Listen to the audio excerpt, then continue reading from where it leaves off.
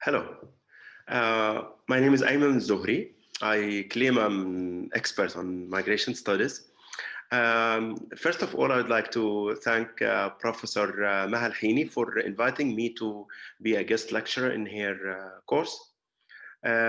She asked me to talk about the data sources, migration data sources, and as well as the impact of migration on sending and receiving countries. So my presentation today will be on these two issues, the data sources of migration as well as the impact of migration on sending and receiving countries. So let me first start with the listing the topics that I'm going to talk about in a formal way. So the first topic that I'm going to talk about is why migration is important. Why we're talking about migration. Why migration is important for economics, for the society, for all aspects of life. Second uh, topic or second point that I'm going to talk about is contemporary migration, trends and volume of migration, just to reflect the magnitude of migration in contemporary world. Third is, as I mentioned in the beginning, is to talk about migration data sources and to list the different sources of migration and how to get an access to these sources for you as a researcher or for you as a just an officer about migration in the or about economics in the future. The fourth point that I'm going to talk about is impact of migration on sending countries. I will talk about the social, economic, and political impact of migration on sending countries. And then I will tackle the same points when talking about the impact of migration on receiving countries. I mean that I will show the political impact as well as economic and social impact of migration on receiving countries. I will end up with some insights about the way forward with respect to migration and its importance in our world today. So let me talk first about migration. Why migration is important? In fact, migration is important because migration is a human behavior.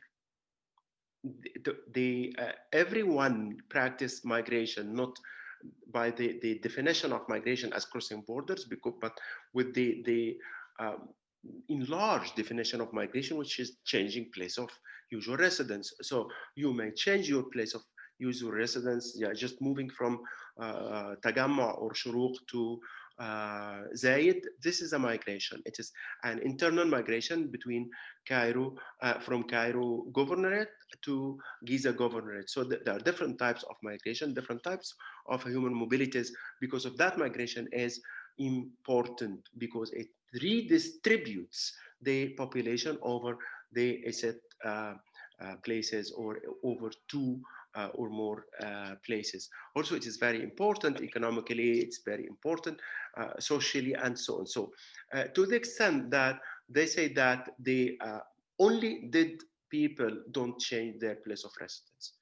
Only dead people don't change their place of residence. So it is part of the human behavior. Actually, it's not part of human behavior only, it's part of animal behavior, it's part of bird behavior, it's part even of fish behavior. So it is very common in uh, human life and other lives as well.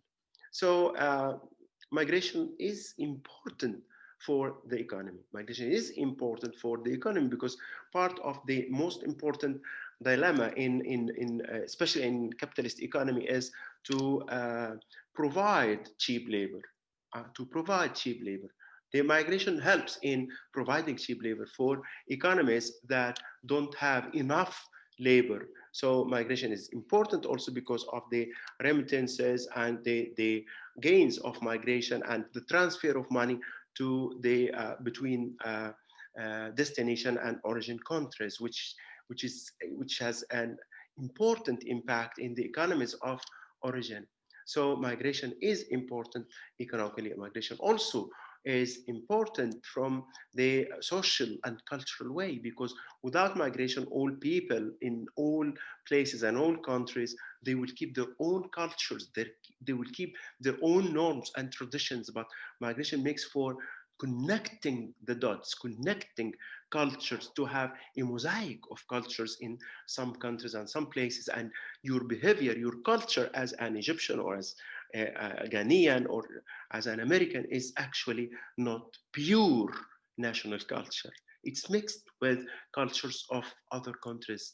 Every day, when you practice, every day when you do things every day, you're affected by other cultures without they are embedded actually in your subconscious to the extent that you consider them as your national cultures.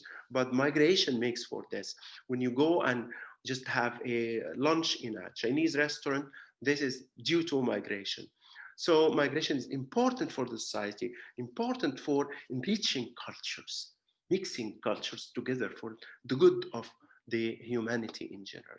So this is one. Migration also is a political issue.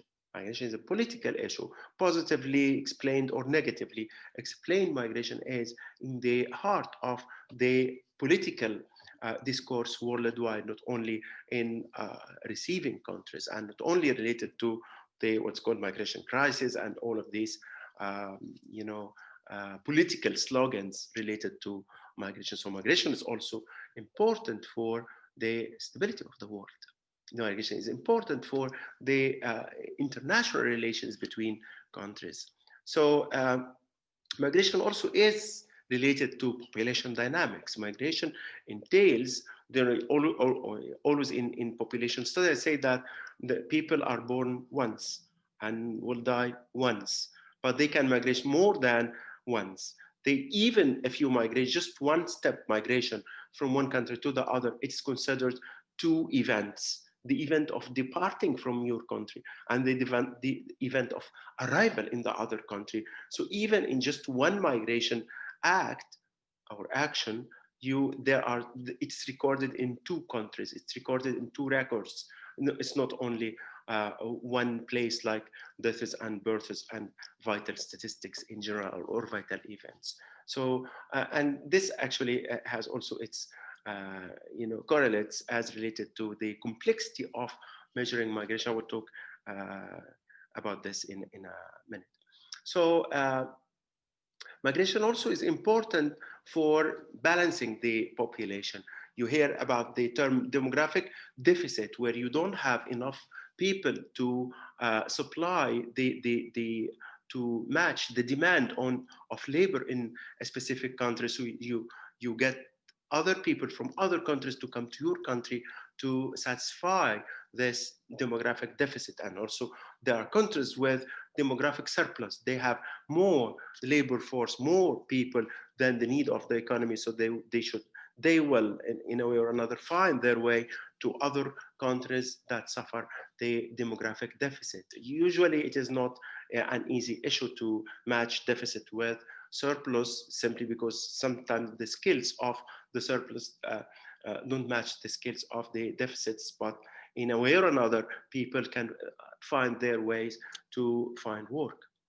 So this is just an introduction about the issue of migration and its importance for the economy, for the society, for policies and political work as well.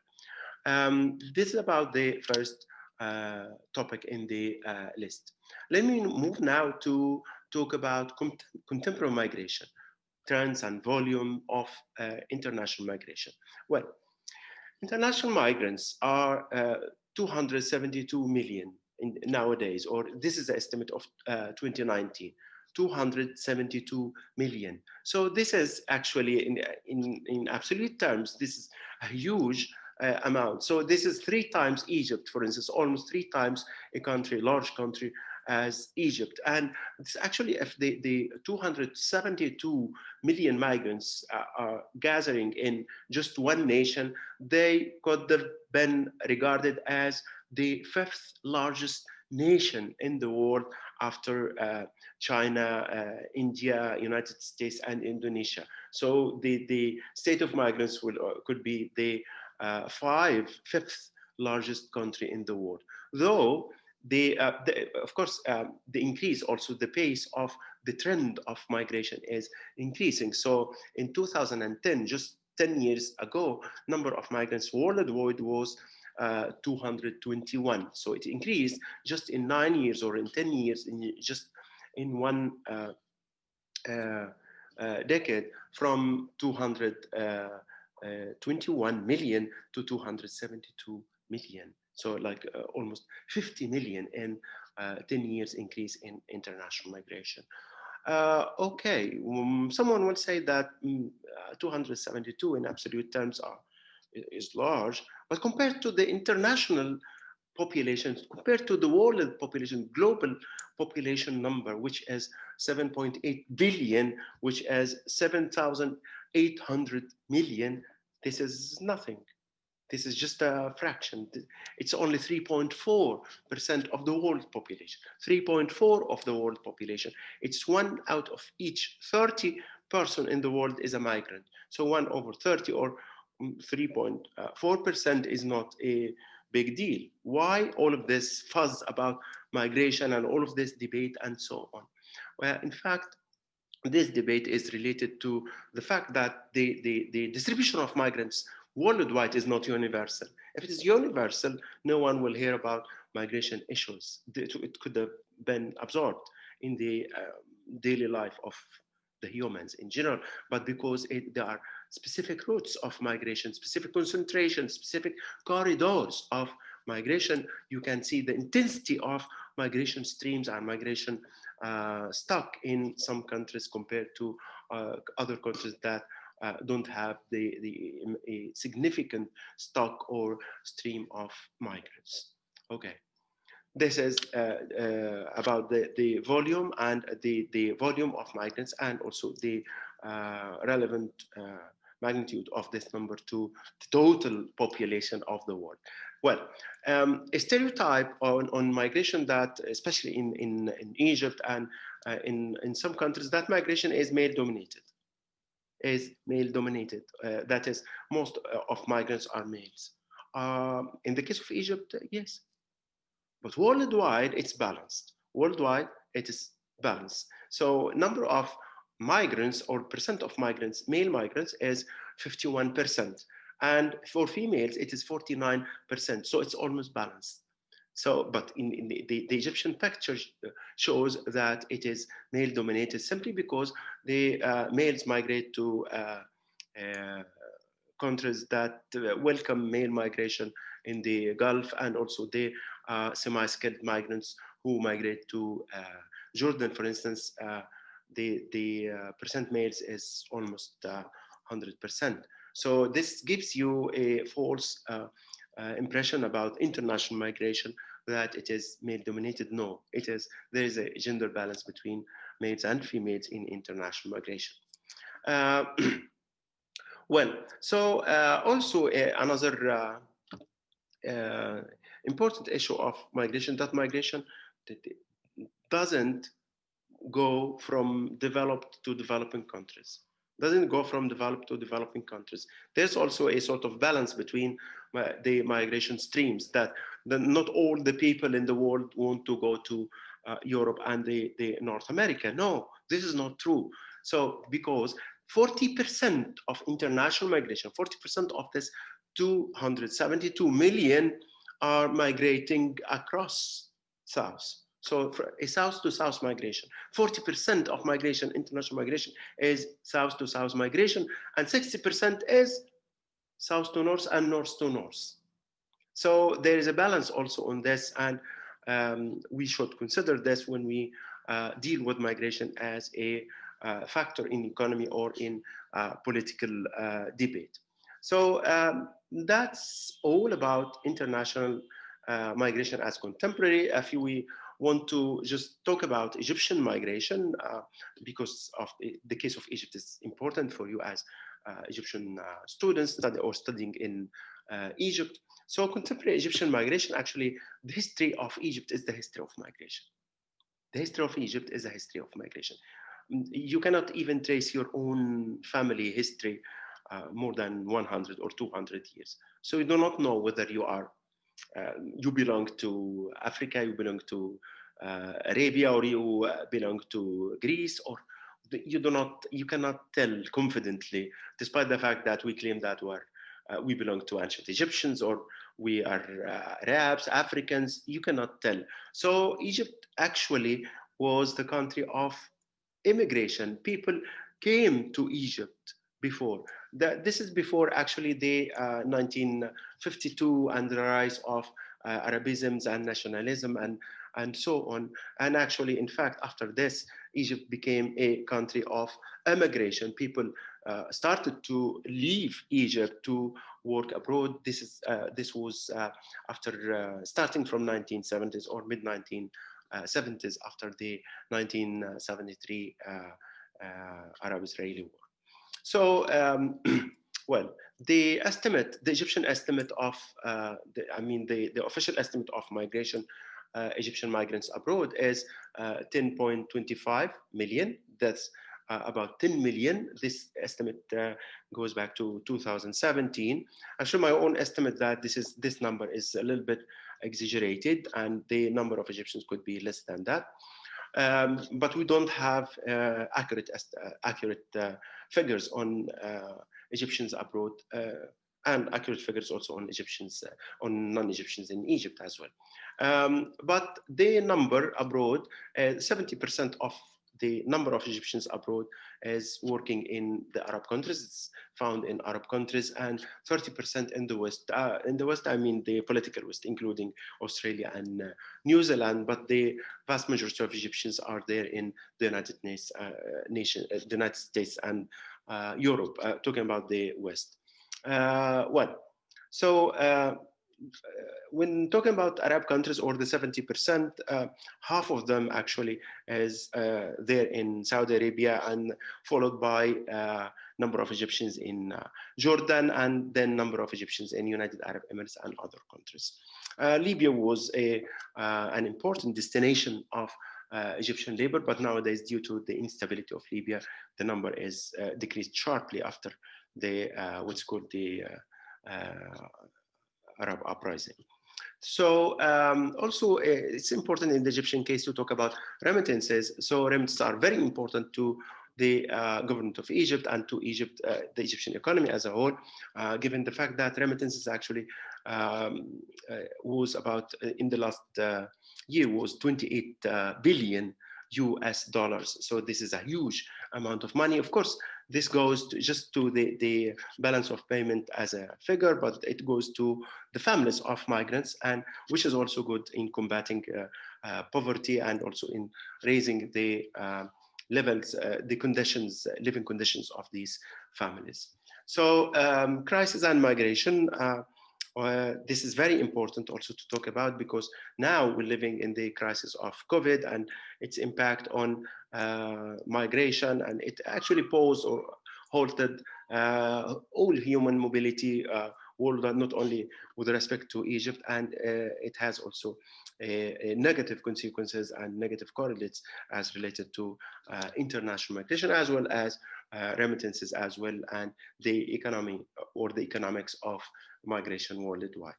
Now I talk about the third issue in the list I mentioned in the beginning, which is migration data sources. So it's very important for you as a researcher, potential researcher, or practitioner to know where to find data. In fact, governments collect data. Governments collect data on migration in a regular way as part of controlling the state, or controlling the issues related to human mobility as part of the sovereignty of any country. So when talking about migration data sources, actually you should look at first at national sources on migration. Of course, there are international comparative data provided by many international organizations, but actually these comparative data, harmonized data, are based on national data. So the basic sources of data are usually national. The secondary sources are international. So with respect to migration data sources, there are actually three main sources of migration data: the population censuses, sample surveys, and administrative data. So let me first talk about population censuses. Population censuses are conducted every 10 years. Usually, every 10 years, there is a census in each country. Some countries have 5-year censuses, like those who don't have a good series of censuses. They conduct census in 5 years, like in Sultanate of Oman. And there are countries don't have a series of censuses or consistent series of censuses due to many factors. But for Egypt, for instance, we have a consistent series of censuses since 1882 till the last census, which is 2017. We have about 14 censuses, and with comparable data, with the data of these censuses are available online through the CAPMAS, Central Agency for Public Mobilization and Statistics website, capmas.gov.eg.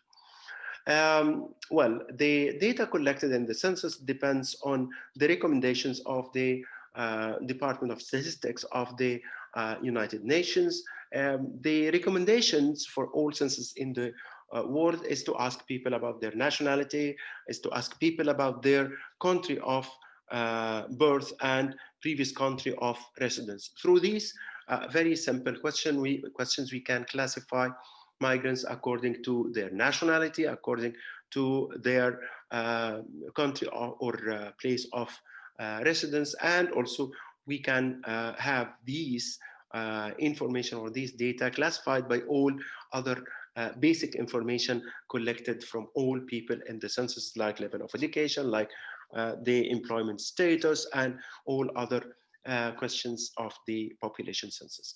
So population censuses are very important because they give the overall picture of the migrants in all countries. They are comparable. So you usually when someone asks me, how can I get the estimation of Egyptians abroad in a precise way? I tell them, go to the census of all the 190x countries. It is very difficult, of course, and there are other organizations that can do this and get estimates of Egyptians abroad. So the censuses actually is important to give estimate of foreigners in the country, not nationals abroad, because the censuses count people in the country, not nationals abroad. So censuses usually provide a good estimate of non-citizens in the country. Well, censuses, of course, are conducted, as I mentioned, every 10 years. So 10 years is a very long period. So in the intercensus periods, the period between the two censuses, the governments usually continue to collect data through the two other sources of data, the sample surveys and administrative data. So let me talk about sample surveys. Sample surveys are like economic surveys, like the labor force sample panel survey that's conducted by the Economic Research Forum, like the demographic and health survey, like all surveys, like the latest MIDHEMS survey, Middle East Household Migration Survey that was conducted in Egypt in 2013. So there are general surveys like the labor force sample survey that can include data on migration or migrant workers, and there are specialized surveys that can be used just to measure migration, like the one that I was talking about, which is the Egypt International Migration Survey, which was conducted in the year 2013. It's available online also through the website of CAPMAS, Central Agency for Public Mobilization and Statistics. So you can download the report and see how it describes Egyptian migration. So it can deal, usually surveys can collect a great deal of information. It is detailed because usually the questionnaire of the survey is usually short and doesn't collect data on the details of the issue of migration. So with specialized sample surveys, you can design a questionnaire of a length of 30 pages and go and spend 1 hour with the respondents, whether they are return migrants or migrants in your country, and you inquire about many different issues. So it is more comprehensive than the census. But here you cannot estimate the numbers of migrants using the sample survey. It's more about the characteristics of migrants. So if you need to know the number of migrants in your country, you go to the census. If you need to know their characteristics and the characteristics of return migrants, you need to use sample survey data. This is about the second method, which is very important, which is sample surveys. If we move to the third, and it's very important source, which is administrative data.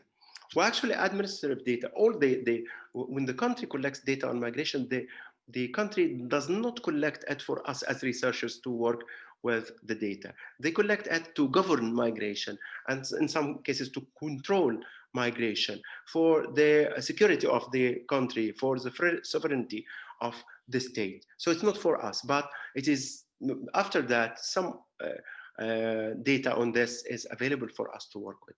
So administrative data is to fulfill administrative requirements. It's not for us.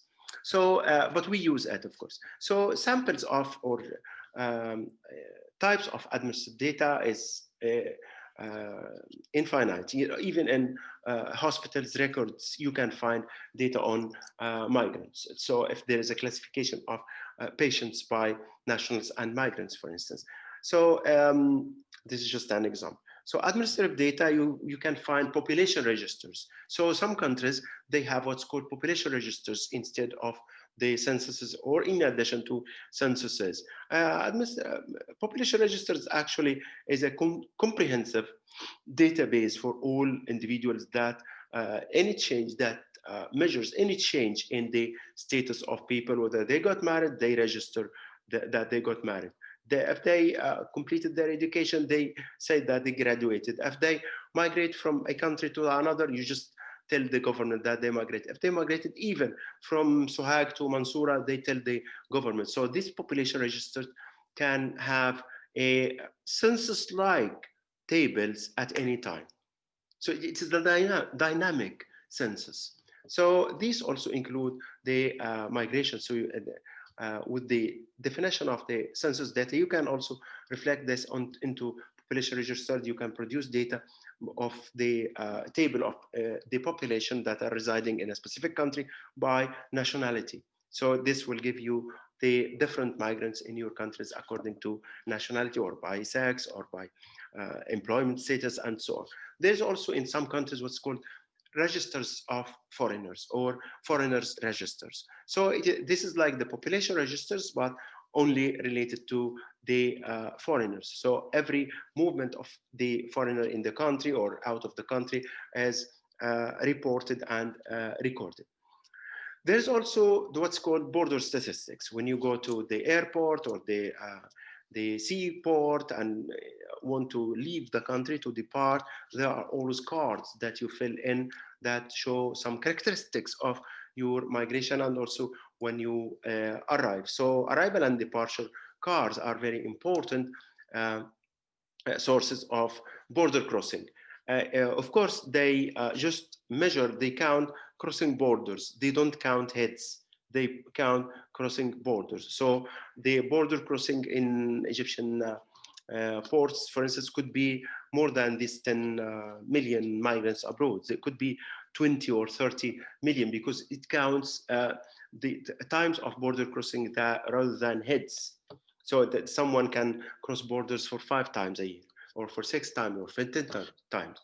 There's also the visa and immigration data, which is available in the visa and immigration sectors or departments in the government, those who give residence permits, or those who give the work permits for non-nationals in the country, and so on.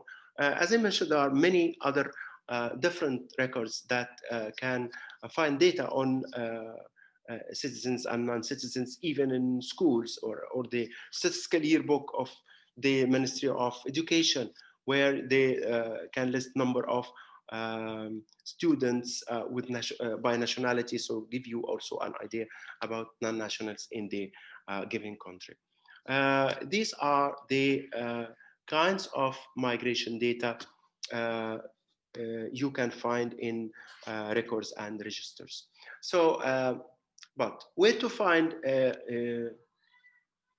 the international comparisons? If you're conducting a study on North Africa, you do not need actually to go to the sources of data in Egypt, Libya, Tunisia, Algeria, Morocco. It is very difficult, and data usually are not comparable. So we always use, in addition to national data, we always use a comparable data, international data that are produced mainly by the United Nations Population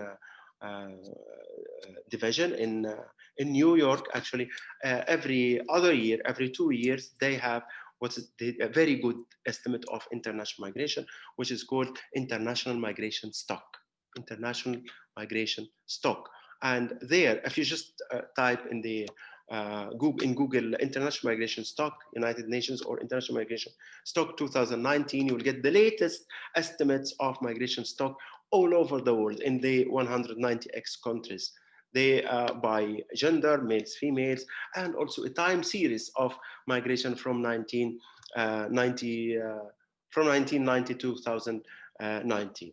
So also, if you go to if you need data on remittances, you will find the data on remittances in the World Bank website. So just type international remittance or remittances, migrants remittances, World Bank, you will get the data, you will get the page of the World Bank with this data. Of course, the data of the World Bank on remittance is more accurate than the data of the population division in the United Nations about the number of migrants because of the fact that people, the mobility is very difficult to measure or to assess than measuring the funds or transfers, which is actually controlled by the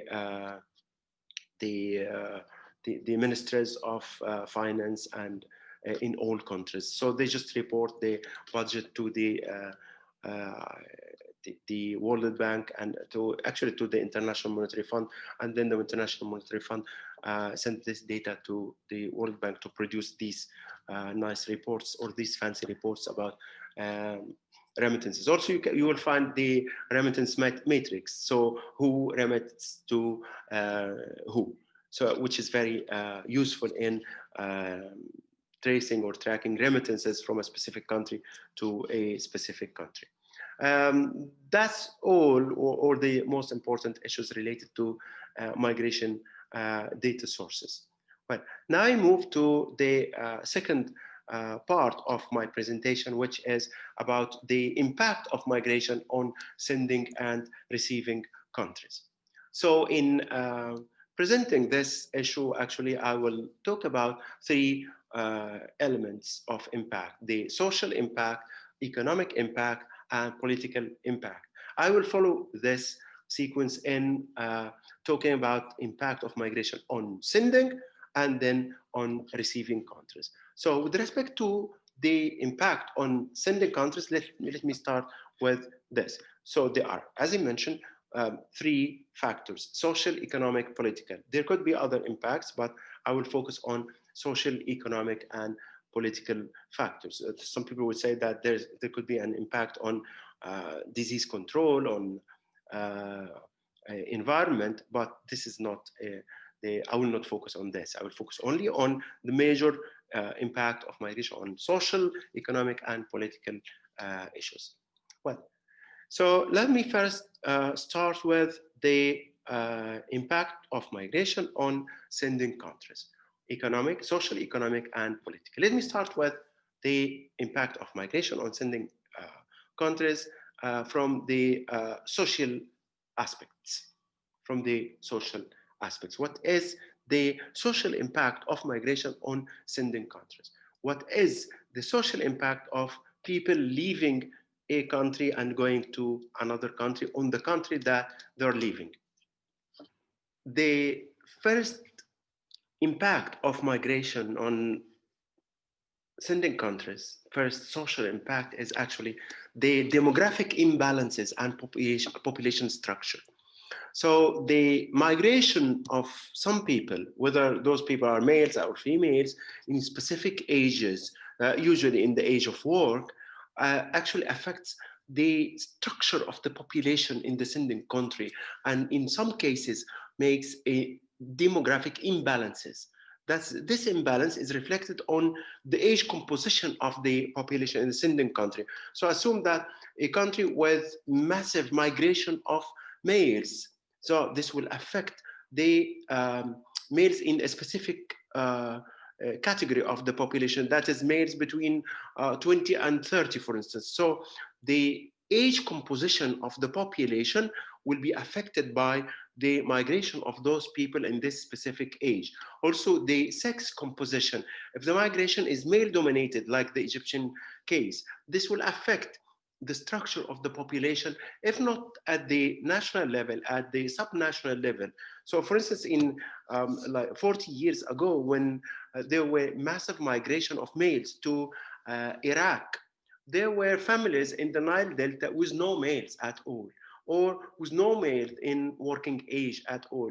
Most of the people, the males in working age, migrated at that time to Iraq to work, leaving behind only females and the elderly and the children, male children as well. So this think about a case like Sri Lanka, where the migrants are always females. So there's an imbalance of the sex composition of the population. So they suffer demographic imbalances. The population structure itself is affected by migration.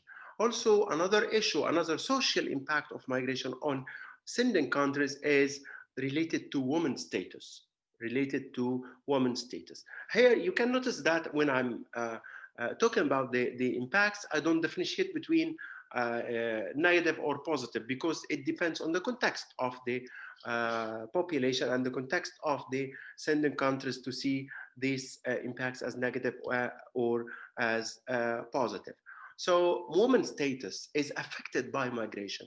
So if assume that migration is male dominated as the same as the case of Egypt, this actually will affect women's status negatively and positively, because the departure of the caretaker, departure of the husband, departure of the male person in the house will actually increase the burden on females, for instance, to take care of the children, to take care of the children out of home or out of the household, to take care of the children and go to schools, take them to doctors when they feel sick, and all of these more extra work that can women do. So this puts more pressure on women.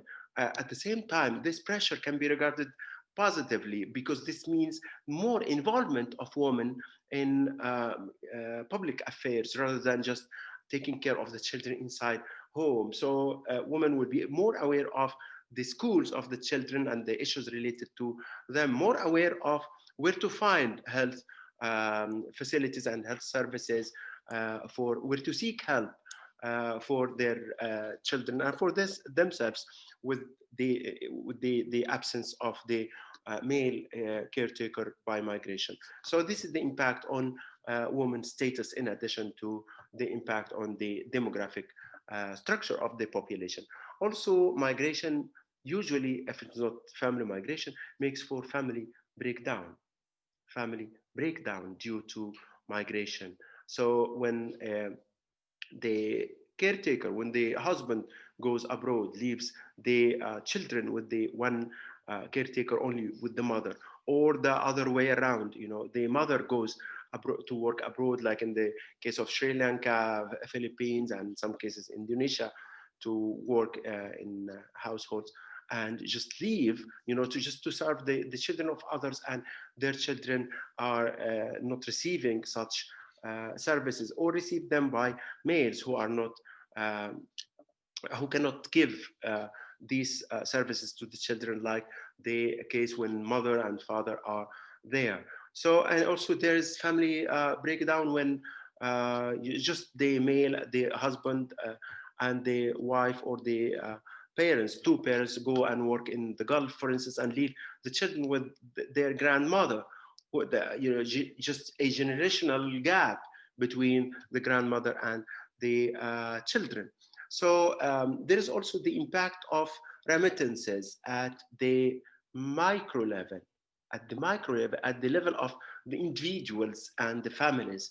So remittances is very important, not from a national point of view or from the macro level point of view, but also at the micro level. So remittances make for enhancing living conditions and housing conditions in the families of migrants. Also, it contributes to the social capital. So no, most of the received remittances from abroad actually are spent on household needs or immediate needs of food and services, but actually also part of it is spent on health and education. And this part, or health and education, are considered as building on social capital, building on human capital of the uh, residents in these households. So when you provide better education, better health, this means that you contribute to the human capital of your children, or human capital of the country as a whole. Also, there's the one of the most important social impacts of migration is the social remittances. So usually, as you as economists and most of the people talk about remittances, monetary remittances, because they can be easily quantified. You can say that, oh, Egypt received $28 billion last year, which is a huge number. It is compared to the GNP and all of these things. But also Egypt receives, and all countries receive, social remittances. And they cannot be quantified easily. Because of that, no one talks about them except myself. So social remittances play can play a positive or a very negative way. So in the case of Egypt, for instance, social remittances means transferring or bringing with the migrants norms and traditions and customs that are not to the Egyptian norms and traditions. So the transfer of the pro-family, pro-natality mentality. That is simply because Egyptians migrate to the Gulf, and Gulf is pro-family, pro-non-family planning. So they are affected by this. Also, the transfer of the most strict sect of religious behavior. This is also a remittance. It is social remittance. It comes with migration, and it comes with return migrants. Well, so that's all about the social impact of migration on sending countries. Now let me move to the economic impact of migration on sending countries.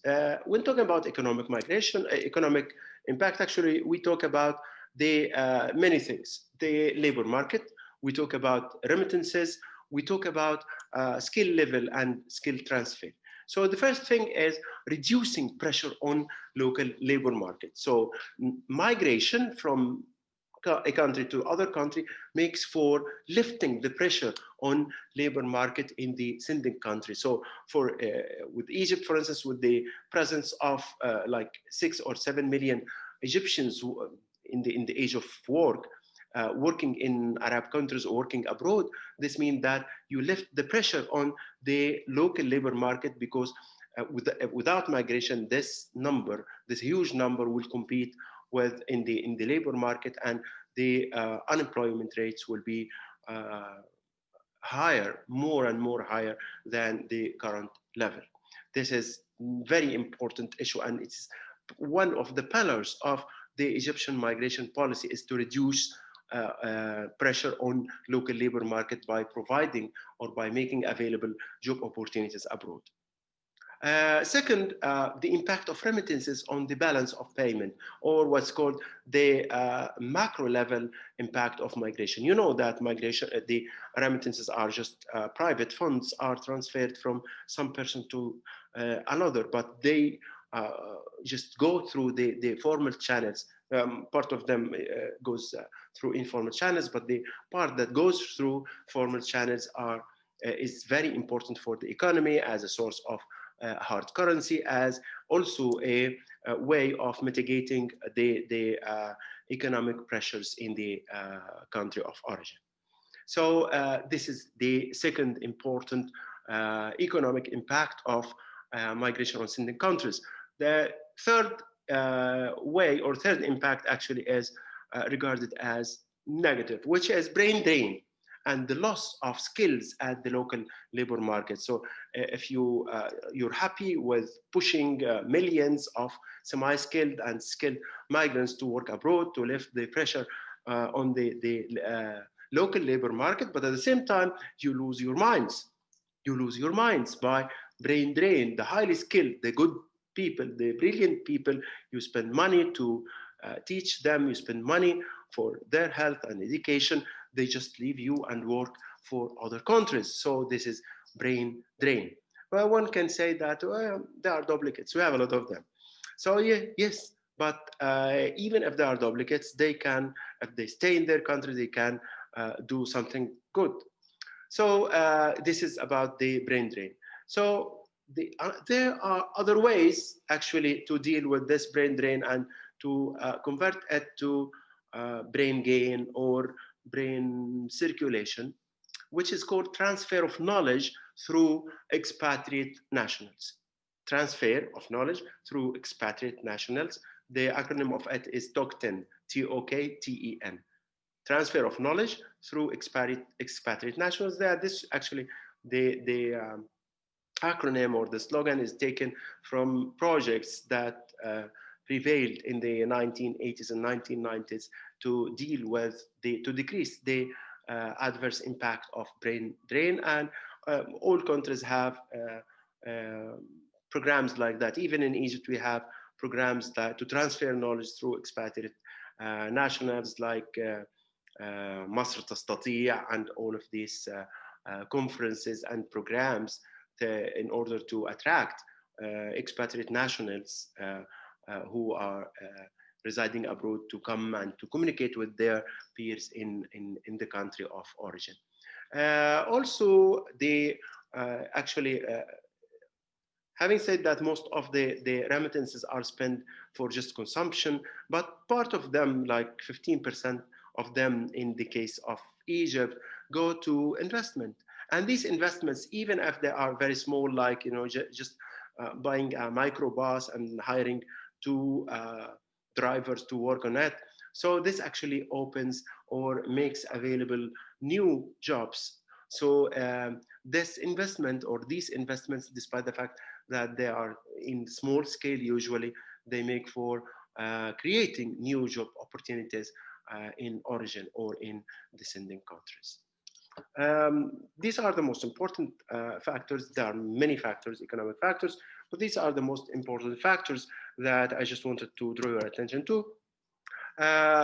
Let me move to the third part, which is very short, which is the political impact of migration. The political impact of migration actually is or can be expressed through the fact that we say that we have, for instance, 3.5 million Egyptian workers in Saudi Arabia. What if something happened between Egypt and Saudi Arabia and they just said that we do not need these 3.5 million, and they pushed them away and they sent them back to us? This will cause a sort of a political pressure on the Egyptian government simply because those people need specific treatments and they need to be registered as return migrants, and then you claim their rights and all of these things. And also the labor market will increase by 3.5 million who will be unemployed for a while. So this is the severe or the most important impact of political impact of migration. Also, you remember what happened in Libya with the Egyptian migrants, with the ISIS, Daesh, just to influence or to affect the political decision of Egypt, which haven't happened actually. So this is the impact of migration on sending countries from the political point of view. Now, let me move to the last part, which is the impact of migration on receiving countries, And I will talk about the three aspects, the social, economic, and political, same as the sending countries. So let me start directly with the impact of migration on receiving countries in social aspects or the social aspects of this impact. Actually, there are two major social aspects on the impact of migration on receiving countries. The first one is impact on population structure, the demography, population age and sex structure, and the impact on cultural identity. Impact on cultural identity. So for the first one, impact of population structure, see the example also always that I give is the Gulf countries. So for the Gulf countries, actually, the number of non-citizens who are residing now in these countries is more than number of citizens. So foreigners comprise 52% of the population who are residing in the Gulf now. 52%, to the extent that the natives became a minority. They became 48%. So this is the overall percent. So if you go to a country like United Arab Emirates, you will find that citizens are almost 88% of the population as a whole. In the labor market, they are more than 90% of the population. The same case is for Qatar, for instance. There are about 80% of the population are not Qataris. And in the labor market also, it is more than this 80%. In Bahrain, it is less. It is like 45%. In Kuwait, it is 72%, and so on. So, but the total number of, or the percent of foreigners is 52. So this actually have an influence in the population structure, population age and sex structure, as well as the impact on cultural diversity. So, for instance, if you can see, this is the population pyramid of Qatar and the United Arab Emirates, and you can see that how it is affected. The structure of the population is abnormal. You cannot find any country in the world other than these two countries with this structure of the population. Population pyramid should look like the Saqqara pyramid, Zoser, just steps, and they are increasing by decay, by just the death of the population until you reach to the elderly population, where you always have a small percent. But for these pyramids, they are very, very, very unusual. Simply the whole change or the whole increase, other than just the needle in the middle, are foreigners. So this is a distortion of a normal population distribution by age and sex. So that's all about not all, of course, but that's all for the time being, about the impact of migration on the structure of the population and the population composition. Also, there is the issue and the problem of the impact on cultural identity. Migration and cultural identity. This is a big issue. So in the Gulf, for instance, the cultural identity now is blurred, simply because if you as an Arab citizen, an Egyptian citizen, speaks only Arabic, when you go for shopping in Dubai, you will not be able to navigate your way. Simply because most of the vendors, most of the people who are working in the malls and shops are non-Arabs. So you cannot even communicate with them easily. So, and also this affects the overall cultural heritage of the people in the Gulf, and they fear that their culture could be violated due to the multiplicity of cultures that prevail there. The issue also, not only in the Gulf, but the issue in France also is related to this. And you see now the debates about the culture of France and the identity and the the culture of the republic and all of these issues. And you've heard about the issues related to the bikini versus the burkini and all of these issues. France is very strict and very rigid, and they they support assimilation. They support that anyone who comes to France and become French to be like them, exactly like them. There's no the kind of cultural diversity. Like the case, for instance, in the United Kingdom, where the UK accept cultural diversity and having many cultures living together in the same sphere. That's, I think, these are the 2 points that I just wanted to raise here with respect to social impact of migration on receiving countries, the demographic part, and the cultural identity part.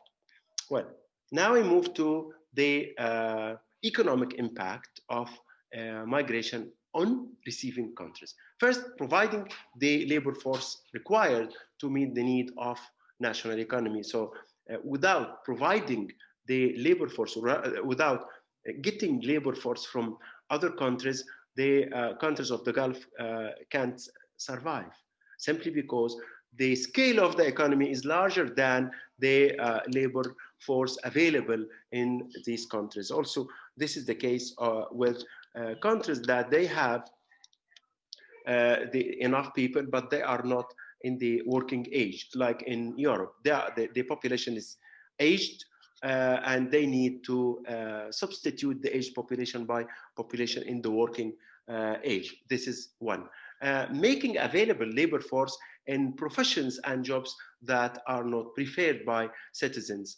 For instance, in the Gulf, most of the people, most of the citizens like to work in the government. It's easy and more profitable, and leave the private sector activities usually for foreigners.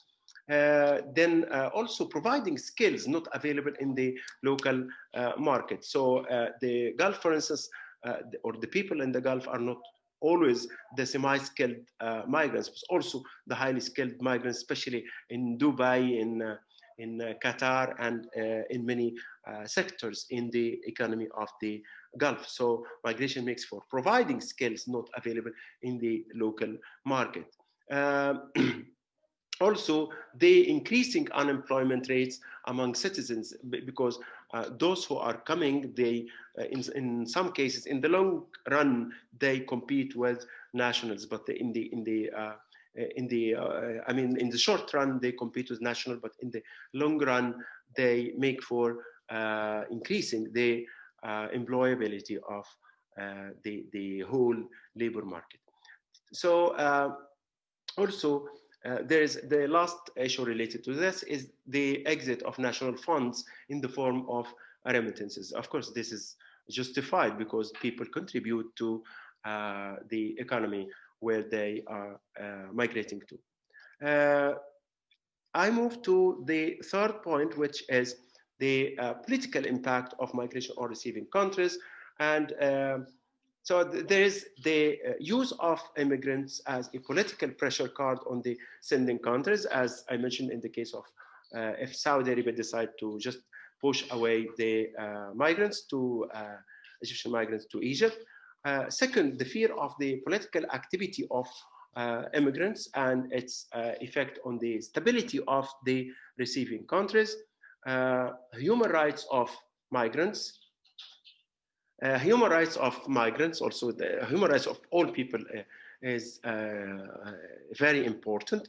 So as for human rights of migrants, actually, this is a big fuzz and big debate, and the international organizations usually use this just to put pressure on receiving countries for political reasons in many cases, like criticizing Qatar in dealing with the migrants from Asia and Southeast Asia who are working in the buildings of the World Cup 2022.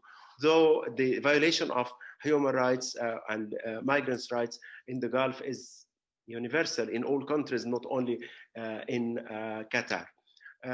Well, that's all. Let me conclude, or just have a sort of the way forward or concluding statement. First, migration will continue. Migration will continue. So it's like the waterfall. You can stop it for a while, but you cannot stop it forever. It will find its ways. So migration will continue because it is a human behavior, and also because that the economy determines who comes and who stays, not the policies or the politics. So politicians just play with the card of migration, but the economy, the need of the economy and the need for labor is the main motive for the continuation of migration, not only the cultural aspects and the cultural heritage of migration worldwide. The second thing, that migration is good. Migration is good. Migration is not a crisis.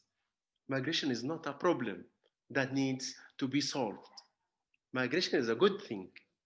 The third concluding remark, that migration should be well governed, should not be stopped, but should be well governed for the benefit of the migrant himself, the sending country, and the receiving country, which we call it triple win. I would like to thank you, and also again to thank Professor Maha Elhini for inviting me to be a guest lecturer for today's lecture. Thank you very much.